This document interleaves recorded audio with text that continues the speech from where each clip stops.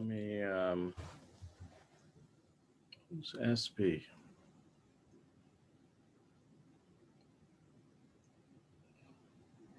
Sergey. Ah, Sergey, thank you. Okay, let me share my screen.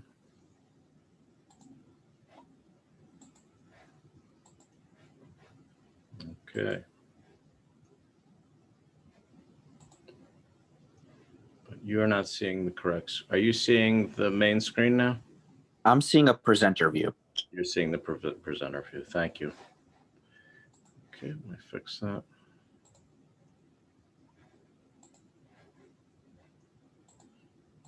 Okay, now you should see the regular screen. Is that right? Correct. Okay, great. Thank you. Okay, let's move to the next. Okay, so this is a newborn who is identified to have an abnormal heart rhythm, and well, I see Uzoma is here, so why don't we see what you think, Uzo? Good morning, Dr. Paz. Good morning, Uzo. So this is a newborn with,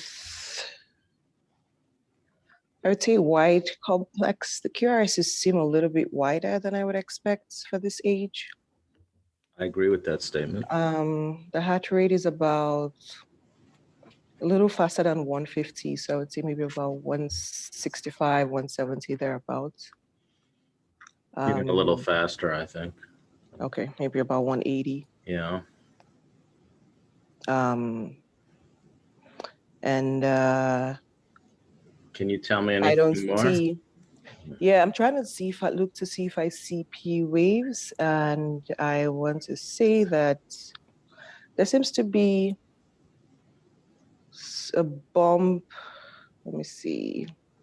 In some, I think, okay, actually, so looking at V1, if I look at V1, I think I actually see well, in some beats, I think there are P waves. I think I see P waves. Yeah, I think I see P waves in one. Where do you see the P wave? On the tip of the T Well, wave or at the beginning yes. of the T wave? At the end of the actually there are two bumps. There's one at the tip of the T wave, and then at the end of the T wave, there's another somewhat bump as well. So I'm not sure if that one at the top, and I don't think they're consistent. The one at the end of the T wave is not very consistent. The one at the tip of the T wave seems more consistent than that. I mean, when I look at these leads, you know, I think I've explained to you in the past that we did this small study a couple of years ago where we looked at EKGs to figure out which lead was the most revealing for a mechanism of SVT. Lead 2 and V1. No, it was actually 3 and V1. Okay. And actually, I think in 3 you can see there's this little inflection on the T wave after each one. So I think that's the retrograde P. If you look in AVF, there's a similar little inflection here. So I'm not 100% sure, but I think the bottom line is it looks as if there is one-to-one conduction of some sort. I guess it's possible that this is conducting to this beat or that this is a spontaneous ventricular beat conducting down. So which is the most likely diagnosis for this? I agree, this is a wide QRS for a baby. What do you make of the fact that the axis looks kind of normal for a baby, doesn't it? I mean, or for a patient in general.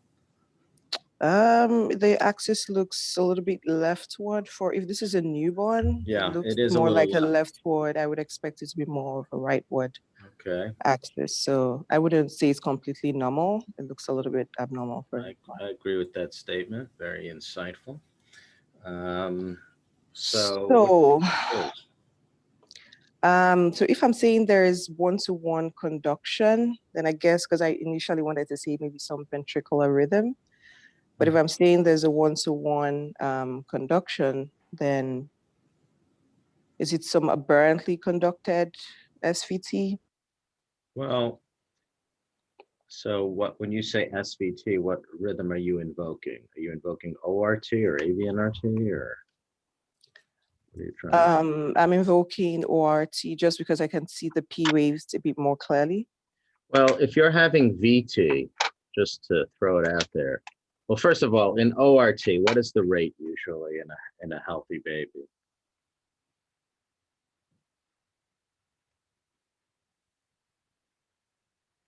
Hello? Oh, I'm sorry, I muted myself. In ORT, my rate is about 280, so no, I take Right. that back. So this is a little slow, This is slow. unless this child has some kind of AV node disease. But at the point of this ECG, the child has not received any therapy at all for any arrhythmia. Hmm. So you see that there's a one-to-one relationship. Does that preclude it from being ventricular? You seem to suggest does. that it does, but Yeah, can because- you have VA conduction?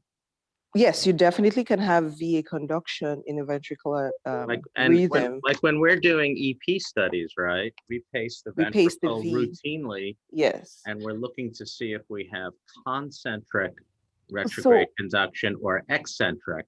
But lots of patients, especially young patients, have concentric conduction, which we assume is through the AV node. So I think it would be fair to say that human beings can often have VA conduction through their AV node. So the thing is, Dr. Paz, based on the heart rate, based on the QRS widening, my first go-to would be an idioventricular rhythm. Yes. That's my first go-to. Well, you would be right. So yeah, but the thing I guess was, I know that you can still have like VA conduction in a ventricular rhythm, but I guess I was looking at it more like if it was like a one-to-one association. That I think that's what, when I was saying I see P waves and they seem consistent, that's sort of what I was looking for, to see if there was a one-to-one. Well, I think it's important to remember that with VT, traditionally we think of ventriculoatrial dissociation, but there absolutely can be association. And in a young patient, like a newborn, the AV node should be working fairly well. So the fact that we think we see one-to-one VA conduction does not preclude the diagnosis of VT. And I would agree with you. So the heart rate, the width of the QRS, et cetera, are all suggestive of it being a ventricular arrhythmia, and you can call it idioventricular or ventricular tachycardia, depending on your particular definition. Can you tell me where this rhythm may be coming from in the ventricle? Is there any way to figure that out?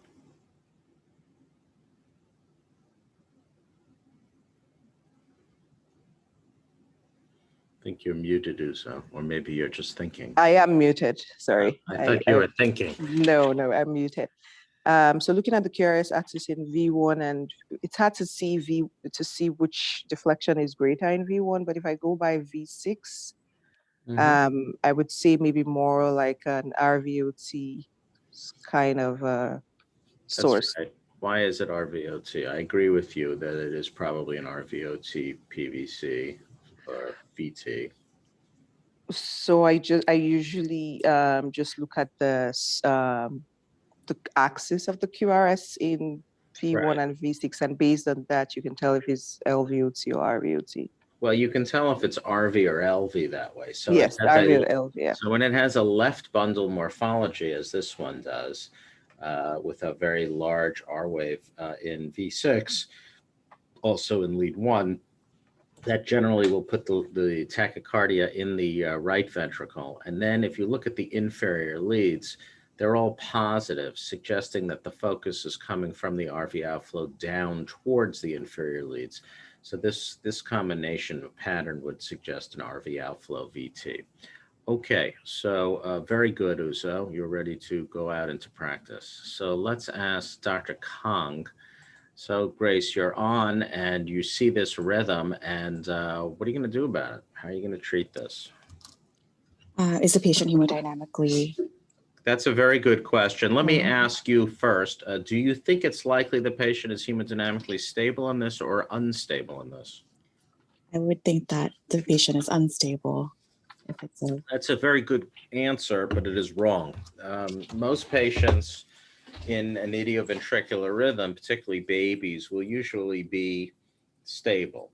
You know, we naturally think that all VTs, just by definition, the words ventricular tachycardia sound very frightening, but in actuality, VT is usually, or it can be, hemodynamically stable. Now, if you sat in this for a long period of time, it would become an unstable situation. So I don't mean to suggest that this is a stable rhythm for 48 hours, but generally speaking, people are hemodynamically stable in this type of rhythm. And in fact, in this particular case, the infant was stable.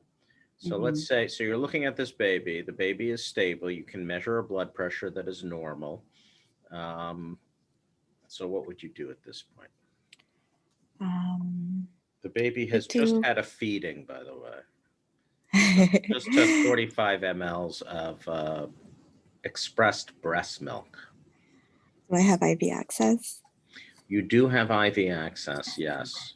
Could try lidocaine. Try lidocaine. That's a very good idea. Some brilliant doctors would have done the same thing.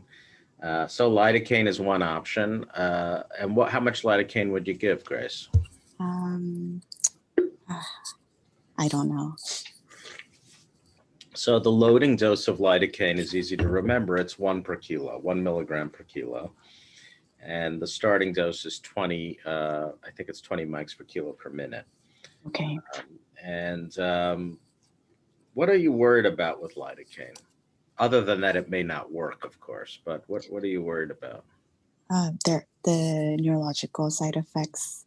That's right. The most important one is it can cause seizures in some patients. But if you ask like adults who get it, who receive it, they'll say they have tingling sensations in their hands and feet or in their mouth.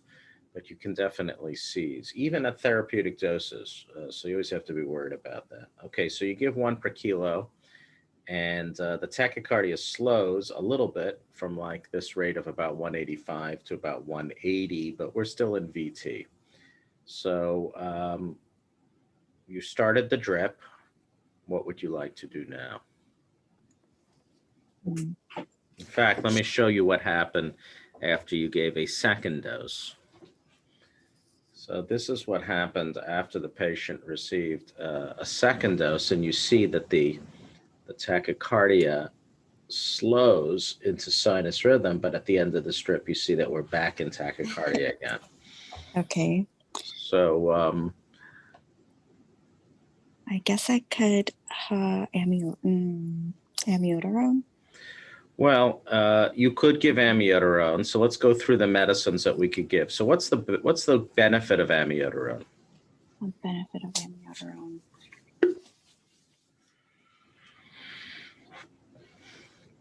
Well, it's powerful, right? Good Yeah. medicine, works fairly well for almost all arrhythmias. What's the downside of amiodarone for this patient? Hemodynamic instability. Yeah, it's about, if you believe the literature, even when administered properly, there's about a 5 to 10% chance of even cardiovascular collapse in a newborn.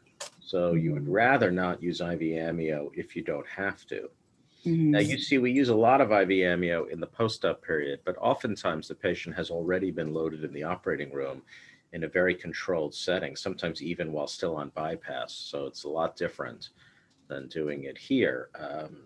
Okay, so you don't want to give amio because you're nervous about this. Dr. Pass told you could have cardiovascular collapse. It'd be very embarrassing in the morning if that happens. So what other options are there? And by the way, amio is a very reasonable option. It's very reasonable. Lots of people would do it.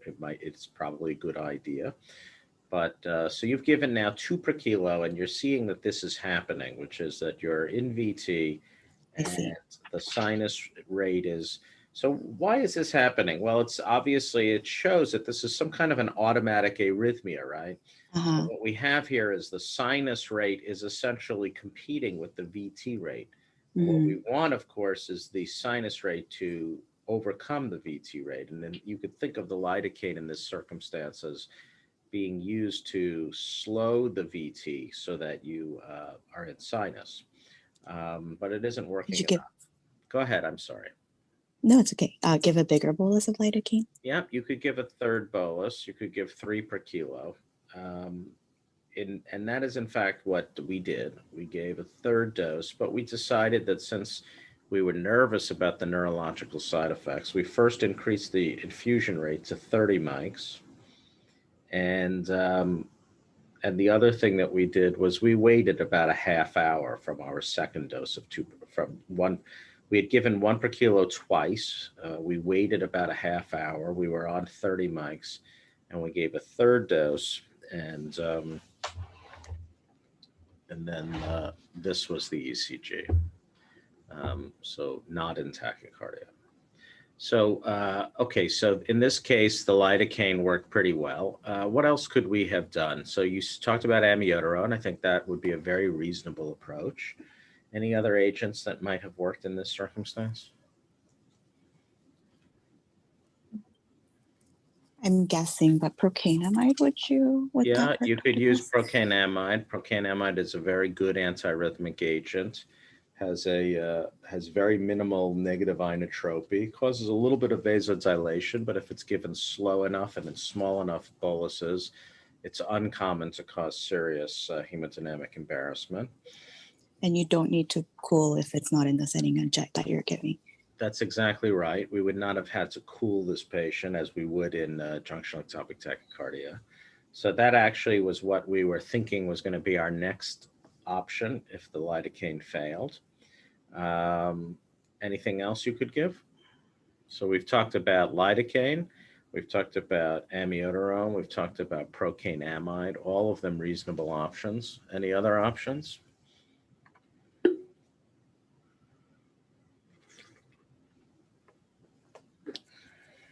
I'm not sure, Dr. Pass. Well, you could give esmolol, Oh. beta blockade. A lot of places would use esmolol. My former partner, Dr. Jansen, who works at a CHOP, is a big proponent of esmolol. I personally think it's kind of a weak antiarrhythmic agent, but a lot of people disagree with that characterization. And so esmolol could be used. You could also, is there any enteral medications you could try?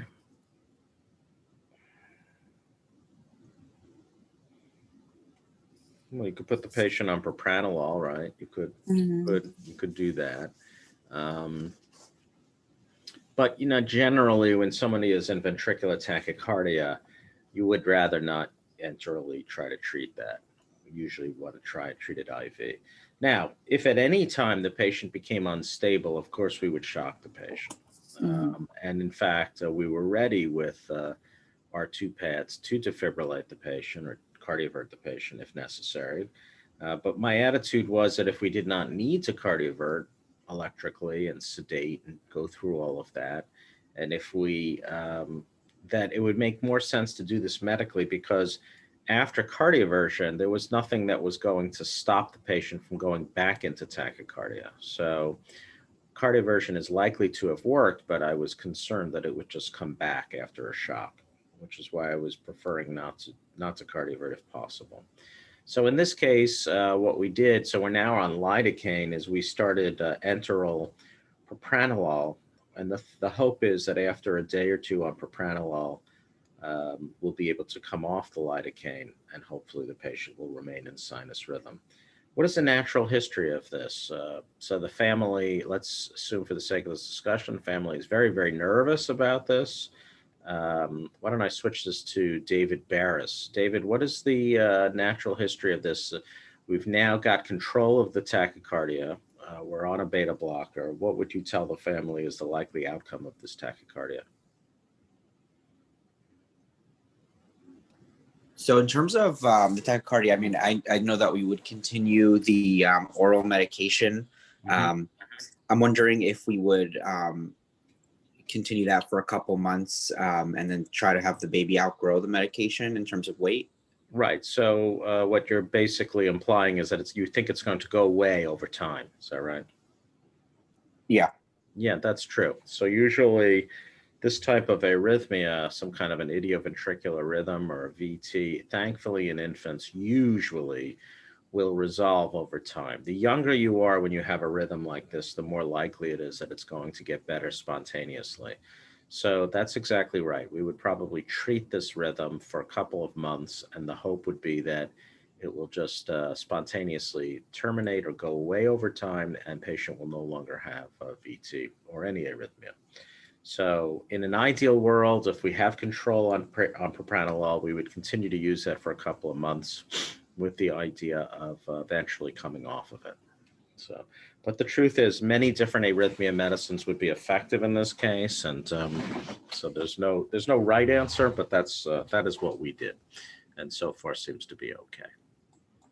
Okay. This is a tracing of a 15-day-old former 33-week premature infant who, and you see the rate is a 225. And so I'm going to ask Neha Alwalia, one of our chief fellows in cardiology, Morning, Dr. Bass. what she thinks we should do about this. Good morning. Good morning. So I'm looking at the rhythm strip, and I do think there are P waves. Before every QRS, the PR looks slightly long if that's truly being conducted. And in terms of the axis for this P wave, if these are P waves, it's up in to an AVF. So, but it seems to be fast for a sinus rhythm. So if you didn't even look at the tracing and I told you you have a baby who's at a heart rate of 225 and it is not sinus, what is that rhythm statistically? Statistically, it would be ORT. No. Like Flutter. What is ORT's rate in a baby this age? We just talked like faster than that. You like 280 to 300, right? Right. So your second option, Flutter, is far, far, far more likely, right? Yeah. So sometimes some of these things, if you know the epidemiology of them, you don't almost even need to see the tracing. So if you have a heart rate of 225 in an infant, it sort of behooves you to prove that it is not sinus. And I think in this case, if you look in lead one, it really does not look like an obvious regular P wave, right? I mean, maybe there's a P wave on this T wave, but this is certainly does not look like a usual. I mean, when someone is in sinus rhythm, such as in this tracing, right? It's pretty clear that there's a nice, obvious, easy to see P wave before every QRS. I think we could agree that there is not a similar P wave in this patient. True. If you look in V1, there's sort of a suggestion, kind of get this. Two waves, yeah. Yeah, and you might even wonder if there's a second P wave that's inside the QRS, right? Right. So this is atrial flutter. Right. Okay, so all right, so you have this 15-day-old and you've made this diagnosis. So what do you want to do for this patient? So I would like to cardiovert the patient. I agree with that statement. Would this be a synchronized or an asynchronous cardioversion? This will be a synchronized cardioversion. Agree. And how much would you give? How many joules per kilo would you give for this? I know you've said this before, that 0.5 per kilo for atrial flutter usually works. We can start with that. That's fine. I mean, we would give 0.5 to 1. And what practically happens is usually the defibrillator won't go that low. In other words, if you have a 1 kilo infant, you can't give a half a joule, I don't think. So usually end up giving, ends up usually giving between 1 and 2 per kilo, just because that's the minimum amounts that the device will allow. But in theory, a half a joule to 1 joule per kilo synchronized should work. Okay, so you're in sinus rhythm. What do you want to do about it? So the flutter usually in newborns are one and done. So hopefully the natural history is that it's not going to happen again. So I don't think we need any antiarrhythmics for this patient, and we can reassure the family. Okay, what is the percentage of infants that do recur though? Do any? Is it 20%? I think it's about 15 to 20%, something like that. Depends on the study. So there is a small instance of recurrence, but it isn't a late recurrence. So when you're talking to a family about a patient like this, I'll explain to them what you said before, that most of the time it's one and done. You shock them and you just observe them, and they usually do not recur. But there's a small incidence of recurrence. And if it recurs, we then recardioverse. We'll usually start an antiarrhythmic agent. But usually after a couple of months, you're done and you don't have any more atrial flutter. It does not recur. So, all right. I think we need to go up the chain to back to our resident expert, Dr. Uzoma Obiaka, for this question, since she's getting close to taking her boards. What is the course of the AV node in patients with AV canal defects? And what are the typical features of the ECG in this disorder? I drew this picture of an AV canal defect, Uzo, just for you. Thank you, Dr. Paz, for the wonderful diagram. I do appreciate it. I can actually see the AV node location in this diagram. So, well, that was the goal, yes. So I'm gonna start from the known to the unknown. So the ECG in the AV canal patients is usually superior left axis. Mhm. And then the course of the AV node, I think it's I don't know. I always mix this up. Well, you're taking your boards and you must take a stand, Uzo. It is, I think it's inferior and posterior. You got that right. See? Okay. They made the right decision in making you the co-chief fellow. So very good. So the ECG, this is an example of an ECG of an AV canal. As you can see, I really went all out and got a very high quality tracing for you. Superiorly oriented QRS frontal plane with what's sometimes referred to as a counterclockwise depolarization pattern, which is characterized by having Q waves in 1 and L. The AV node, as Uzo said, is displaced inferiorly with the VSD, and the bundle branches are also abnormal in these patients. And again, the ECG reveals a leftward and superior frontal QRS axis because the ventricles are depolarized from a right inferior position to a left superior position, going along the inferior border of the VSD. And it's not uncommon to have first-degree AV block from intra-atrial conduction delays as well as conduction through the node this way. So interesting ECG, and something you should always keep in mind when you're looking at tracings. Okay, this is a 12-year-old fenestrated Fontan patient who, during a catheterization for closure of the fenestration with the Amplatzer device, developed this rhythm, and the catheterizer shockingly knew how to place a catheter, an electrophysiologic catheter, in the high right atrium to try and determine what this rhythm was. And since Dr. I guess we don't have Perna on the line. I guess she must be out today. Oh, she's she's in the in-training exam. She's in the in-training exam, okay. Yes. So no doubt scoring a record score in this. So we're gonna ask our resident catheterizer, Sergey Babia, who is hiding as SB on the tracing, to tell me what this rhythm is and what he would do about it. Good morning. Good morning, secret SB. Yeah. So we can look at the high right atrium channel and see that there are more A waves than V waves on the top leads, on the upper leads, I mean.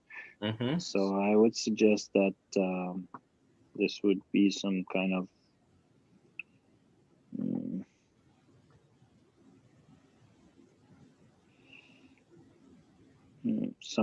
atrial rhythm. Could it be? That's true. There is some kind of what atrial rhythm. Is that what you said? Yes. What does that mean? Well, yeah. So it's not atrial flutter, and it's not atrial fibrillation, I think. What is the atrial rate? Atrial rate is 2, 3, 4, 75 or so. Yep. Okay. And what are these smaller deflections before the This thing you mean? These? I don't see your cursor. Oh, sorry. These? Yes. Well, where are they occurring relative to the surface? Oh, so they are the V's. Okay, so Right. VA's, Those are just the AV. V's that are on the A. Is there a consistent relationship between the V and the A? No. So the atrial rate is 75.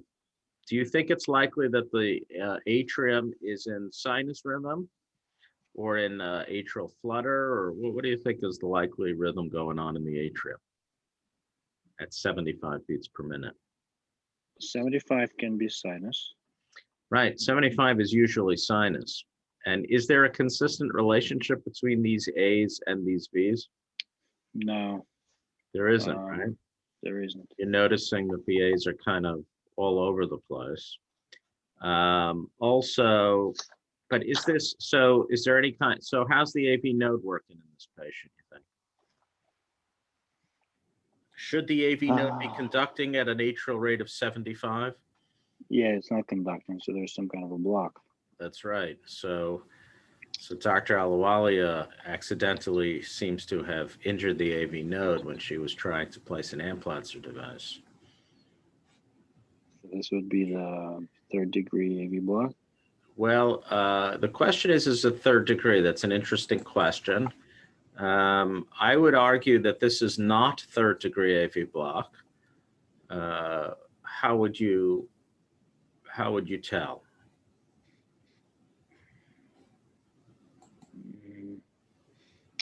Well, I mean, it's not the 1st degree block because Definitely not 1st degree. If it was 1st degree, right, every single P wave would be conduct, right? albeit with a long PR interval. But then we see, again, not every P wave is conducted. I don't see an increase in the PR interval. No.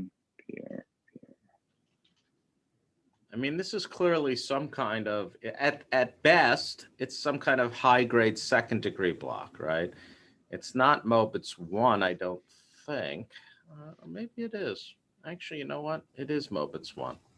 Yeah, in some places it looks like the So you could argue that this PR PR is getting longer and longer, and then this one doesn't conduct, and then we don't see the cursor again. I'm sorry. Thank you. So you could argue that this P wave is conducting to this QRS, this to this maybe to this, or maybe not to anything, and this to this, this to this, this to nothing. Yeah. So this is actually Mobitz 1 block. And the reason, when you first look at this tracing, the first key that this is not complete heart block is the fact that the beats are grouped. They are not, the R to R interval is not fixed. You would agree that this R to R interval is longer than this R to R interval. Do you agree with that statement? Yes. Yeah. So when you're in complete heart block, there's usually very little R to R variability. The fact that there's R to R variability here immediately tells you that the likelihood is very low that you are in complete heart block. And if you look carefully at the tracings, you could almost see a pattern where they're grouped, right? These two beats are sort of closer together, then there's a bit of a pause. Then these two beats are grouped together, then there's a pause. These two beats are grouped together and a pause. So remember, when you see, so first of all, we know it's not complete block because the R to R interval is not fixed. We know that it is possibly Mobitz 1 because there is grouped beating, and we've talked about how in Mobitz 1 heart block, there is often grouped beating. So this A is conducting to there, this is conducting with a longer PR, and then this A does not conduct at all. And then so on and so forth. This conducts to this conducts with a longer PR to here, and then this does not conduct at all. So this is some kind of a transient, hopefully, AV nodal injury that's occurred with catheter manipulation. And so let's say we come out of the cath lab like this. What are you going to tell the family, Sergey, is the likelihood that the patient is going to remain in this rhythm or improve? Well, I guess it depends. I remember that we discussed it before, and you were saying that if it doesn't resolve within the first week or so, then the chances are that this is permanent. But if it does resolve, then yes, we're well, lucky. that is true of And all things. If things resolve, they resolve, and if they don't, they don't. The question is, what's the likelihood? Likelihood. Well, I guess more chances are that it will resolve. That's certainly true. Yeah. I mean, the short answer is most of the time this will resolve. About 65 to 70% of the time, rhythm disturbances, a block of certain types will resolve. The fact that we're only in Mobitz 1, I would say is probably a 90+% chance that this will resolve over time. And so we would just observe this. Would you start steroids, sorry, or no? Oh, would you start steroids? That's a contentious question. There is no right answer to that. I don't know. I think most people would probably not start steroids. I don't know that there's much evidence for it. As you know, when we have an ablation where we think we were a little too close and we see something, we will often start steroids because we think we've created inflammation. I don't think it would be wrong to give steroids, but I think it would be fair to say that most cardiologists would just watch this and expect that it will resolve over time. So let's say you went into complete heart block, Neha, and the heart rate is 35 and you're doing this Fontan fenestration closure. How are you going to get the heart rate up quickly? So you've closed the fenestration. We can't cross. We can't go. You've successfully closed the fenestration. Good job. Can we do isopril? You start isopril and the atrial rate gets faster and your ventricular rate stays exactly the same. It's not wrong to start isopril, always reasonable option, but in this particular case does not help. You're a catheterizer though. You want to use a barbaric catheter-based approach, not a mental so then, I mean, you create a fenestration again and go back to the ventricle and V-pace, I guess. Wow, no, that is a very aggressive approach. The opposite of isopril, I would say. That's possible, but that's going to be challenging, right? When you do a transbaffle puncture, you have to get, you usually would use ultrasound unless your name is Barry Love. That's complicated. Also, you've probably just closed the area of the Fontan that is the easiest to cross. And if it's extracardiac Fontan, then you're really doing something pretty major, which can be done, of course, but you're not doing well. Patient is unstable and is very bradycardic. So what are you going to do? That's a good idea for, if you had a lot of time. But any other options you could do to pace the ventricle? Can you do transcutaneous pacing? Transcutaneous, yeah, you could transcutaneously pace the patient. That's possible. That works. That's a reasonable option. But the patient happens to be awake because you were using intravascular ultrasound, and they don't like the feeling of this. Of course, they're barely conscious because their heart rate is 32. But so you could transcutaneously pace. Anything else you could do that's catheter-based? So one option you've had is to go transbaffle, to puncture the baffle. But any other options? I'm thinking how to get to the ventricles without going through the baffle. Well, how does blood get out of the ventricle? Oh, so you can go transaortic, like retrograde. Right. You can go Retrograde. retrograde and place a catheter in the ventricle retrograde, Yeah. pace the ventricle that way. And that would be the most standard way in a single ventricle whose fenestration is closed to Mhm. pace them. And when we do EP studies in single ventricle patients, particularly patients who might have a pathway, you would have to do that. And I've done a handful of these cases. We even wrote a case report a couple of years ago on one, but we had to, the only way to pace was to go across the aortic valve into the ventricle and pace the ventricle in that manner.